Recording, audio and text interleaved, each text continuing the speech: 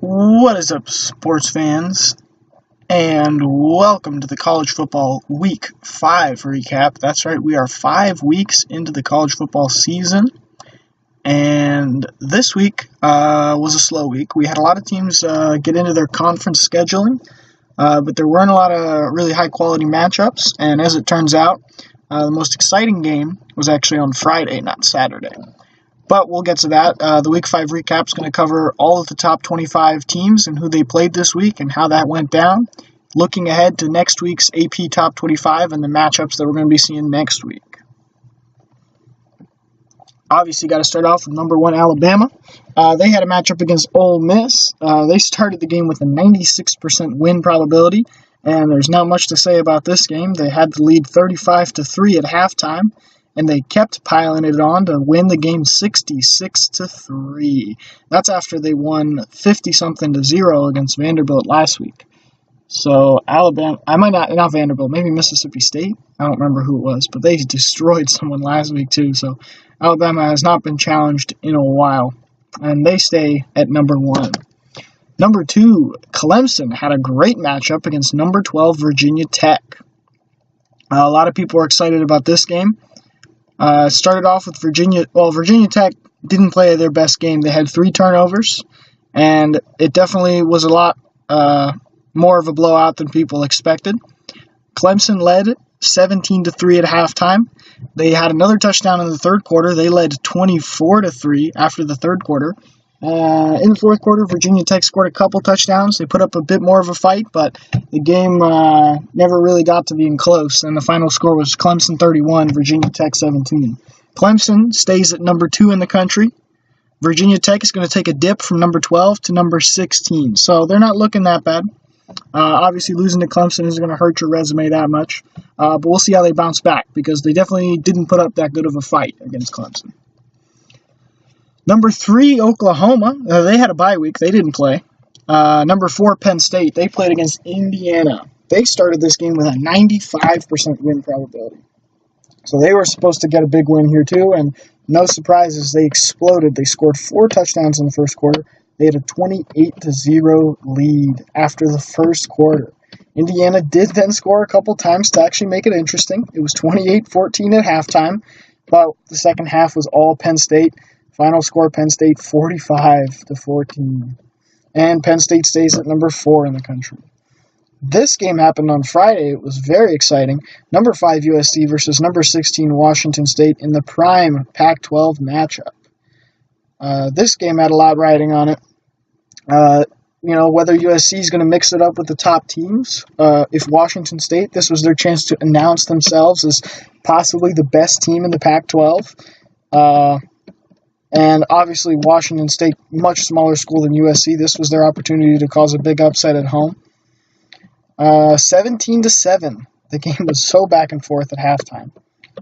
After 3 quarters of play, they were tied at 20-20. This was a great game to watch. This actually happened Friday night instead of Saturday.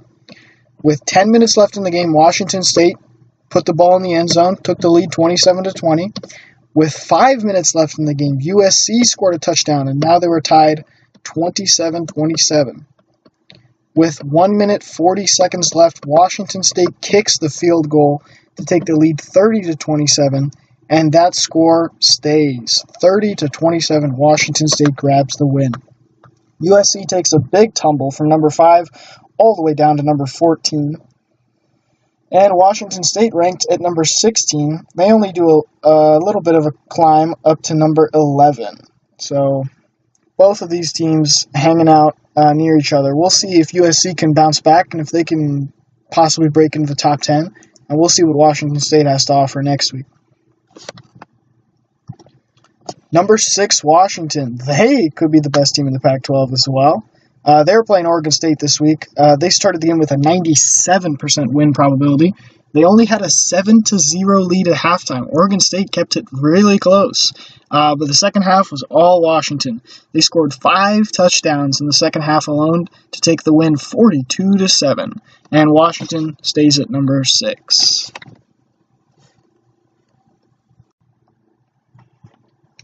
Moving right along. Number 7, Georgia, played against Tennessee. Georgia came out to a big lead at half, 24-0. Tennessee had a rough game. They suffered 4 turnovers, and Georgia cruised to an easy victory there, 41-0.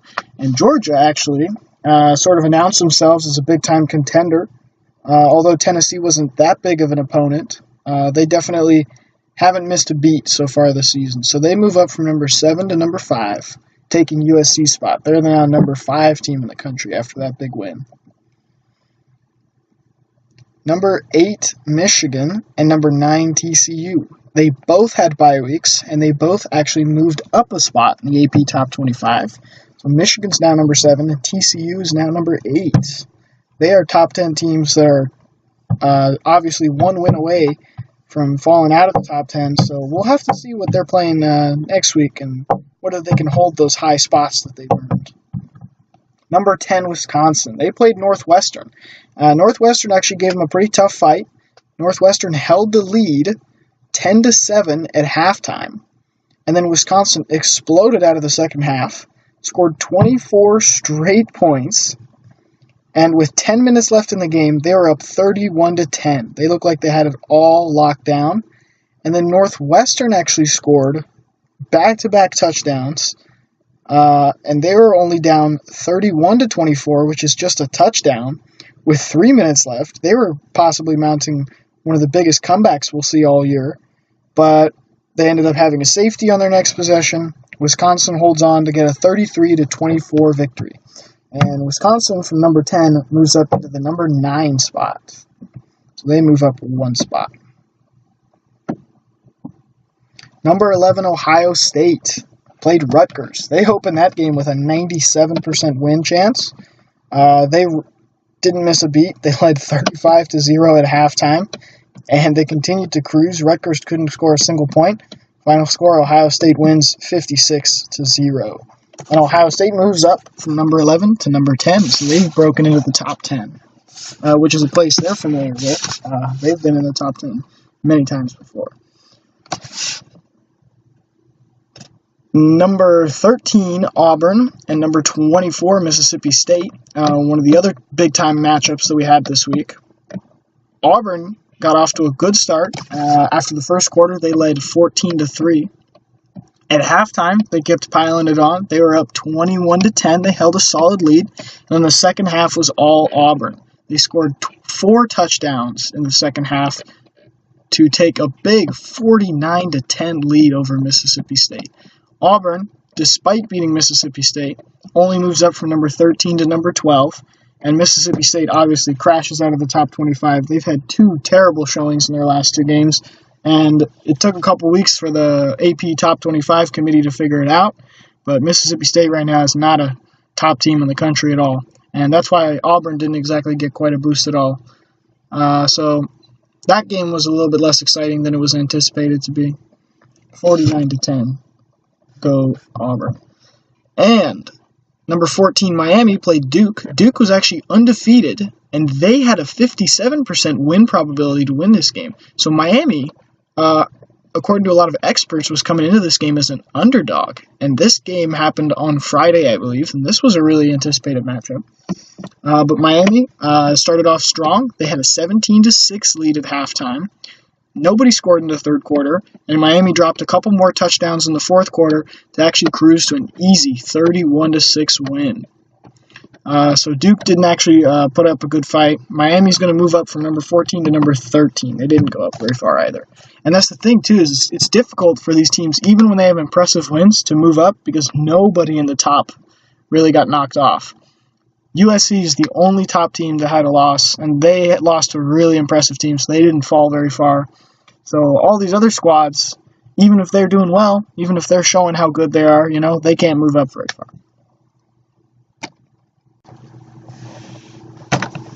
Number 15, Oklahoma State, had a good matchup against Texas Tech this Saturday. That matchup started off real tight. They were tied 7-7 after the first quarter. Oklahoma State only had a slim 21-17 lead at halftime. Oklahoma State did expand on their margin. They had a 34-20 lead after the third quarter. And Texas Tech absolutely roars out of the gate to start the fourth quarter. Back-to-back touchdowns in 5 minutes to tie the game 34-34 with 10 minutes left.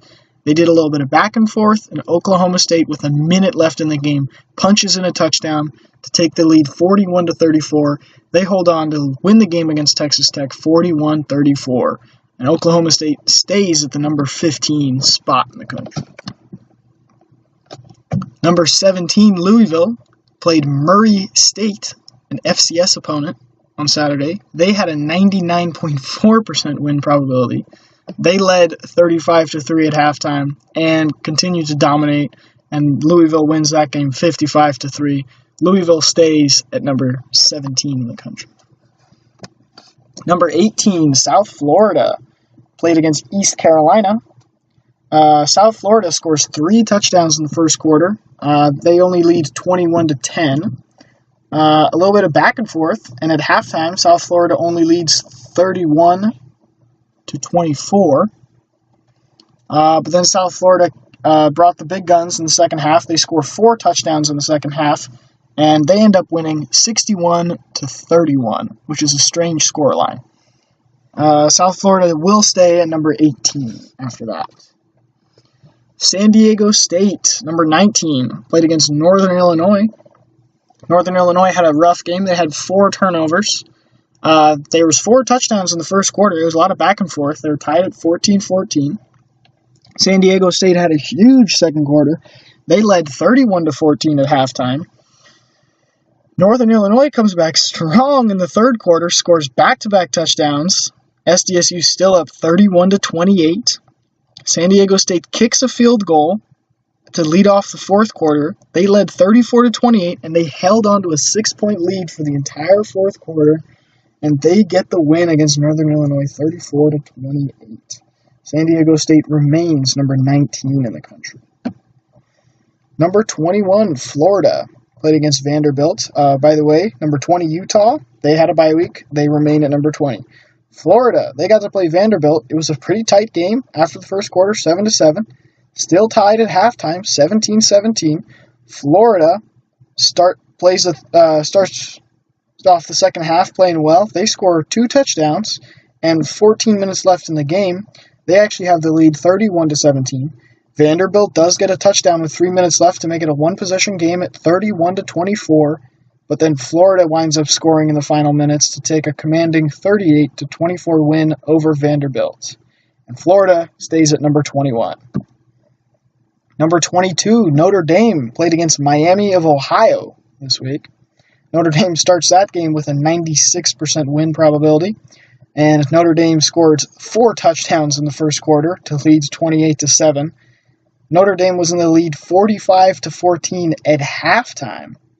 And the second half sort of winds down, and Notre Dame gets the win 52-14. They stay at number 22 in the country. Number 23, West Virginia, had a bye week, and they stay at number 23. Number 25, LSU, plays Troy. They actually paid Troy almost $1 million to play them, a common practice in college football. They start this game with a 93% win probability, and they can't score a single point in the first half. Troy has a 10-0 lead at halftime. With 8 minutes left in the game, Troy continues to expand their lead. They are up 24-7. LSU then scores back-to-back touchdowns in the fourth quarter to almost pull off an incredible comeback. But they're still down 24-21 with 2 minutes left, and Troy holds on to win 24-21. The big upset of the weekend. Number 25, LSU, obviously falls out of the top 25. They're going to have to come back from that one, and Troy gets a big upset victory. Now we're going to be looking at 2 games between teams outside of the top 25, because both Mississippi State and LSU did drop out of the top 25, which means 2 teams rose to take their place. NC State played Syracuse this week. NC State led 13-0 after the first quarter. They had a big 26-7 lead at halftime. Syracuse actually crawled back, and with 4 minutes left in the game, they did score, and they were down 33-25, but NC State then held on to that to get a solid win, 33-25. And NC State is the new number 24 team in the country, as they have broken into the top 25. Central Florida played Memphis this week. Memphis actually had a 7-6 lead after the first quarter, but the second quarter was dominated by UCF. They had a 23-7 lead at halftime, and Memphis had 4 turnovers throughout the game, and UCF does take a 40-13 win. And Central Florida moves up into the 25 spot, so they're now ranked number 25 in the country, and I believe they're undefeated. Otherwise, I don't think they would be able to get number 25. Now we're going to be looking at the preview for Week 6 in college football. Number 1 Alabama is going to be on the road against Texas A&M. Definitely a game they should win, but hey, when you're on the road at Texas A&M, anything can happen. The real question is whether they'll remain dominant or if they're going to have a more close game.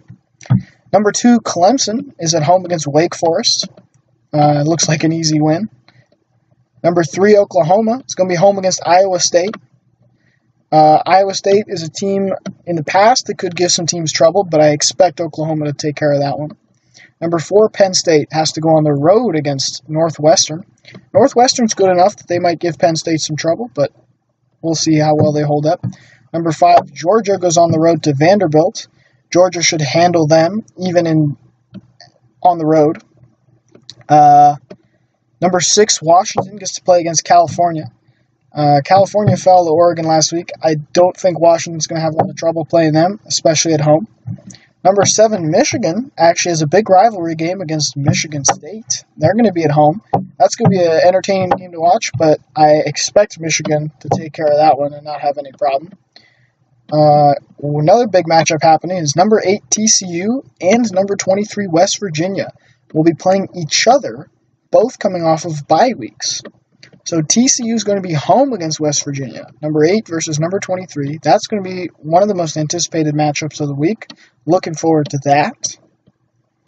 Number 9 Wisconsin goes on the road against Nebraska. Nebraska's had sort of a rough year, so I don't think they're going to rebound against Wisconsin, but they might give them some trouble. They might make it close. We'll see how that one turns out. Number 10 Ohio State is going to have a matchup at home against Maryland. I don't think Maryland is going to give Ohio State a lot of trouble. That's what the top 10 is looking like. Moving beyond that, number 11, Washington State, is going to be on the road to face Oregon. And Oregon's actually a team that is just outside of the top 25, so that's going to be a very exciting Pac-12 matchup. For sure, Washington State would be a really solid win if they can beat Oregon. And if Oregon can pull off an upset, they're going to come shooting into the top 25. Number 12, Auburn is going to be at home against Ole Miss. Auburn shouldn't have any problems with them, unless Ole Miss is angry from their drubbing that they had last week. Number 13, Miami goes on the road against Florida State. Miami, a lot of people doubted them against Duke, and I expect a lot of people to give Florida State a chance, especially with Florida State being home. So that's going to be an interesting game. Expect Miami to win, but maybe this is the week that they fold. Number 14, USC, coming off of a big upset loss. They're going to be bouncing back, playing at home against Oregon State. I fully expect USC to win that. Number 15, Oklahoma State, is going to be on a bye this week. It seems like Big 12 teams have byes more often throughout the middle of the season. Number 16, Virginia Tech, coming off of the loss to Clemson. They're going to be on the road in Boston College. I think they're going to be able to handle that one and get the win. We have another top 25 matchup. This one I'm particularly excited about. Number 17, Louisville, goes on the road to play number 24, NC State. Louisville does not have many opportunities throughout the year to show how good of a team they are, and NC State is one of the few teams throughout the year that will give them trouble. So this is going to be a big win for whoever can get it. And it's obviously going to knock out of the top 25, possibly, whichever team doesn't win. And conferences like this don't have a lot of big matchups like you're about to see with Louisville playing NC State. That's going to be some good football. Number 18, South Florida. They're going to be on a bye this week. Number 19, San Diego State. They don't have a lot of tough matchups on their schedule. They're going to go on the road to UNLV. Expect that to be a win. Number 20, Utah. They've got a matchup at home against Stanford. Stanford's definitely going to test them. Stanford's got a very good team this year, and Utah deserves to move up if they can take care of Stanford. This is another key Pac-12 matchup to sort of settle the pecking order of which teams are on top and which teams are on the bottom of the Pac-12. Number 21, Florida, plays at home against LSU. LSU coming off of that loss to Troy, but hey, if you expect them to be playing angry, and if you expect them to bounce back, they're going to give Florida a lot of trouble, and that's going to be a great matchup to see Florida play LSU. Number 22, Notre Dame, goes on the road against North Carolina. They should be handling North Carolina. Maybe the Tar Heels will pull something out.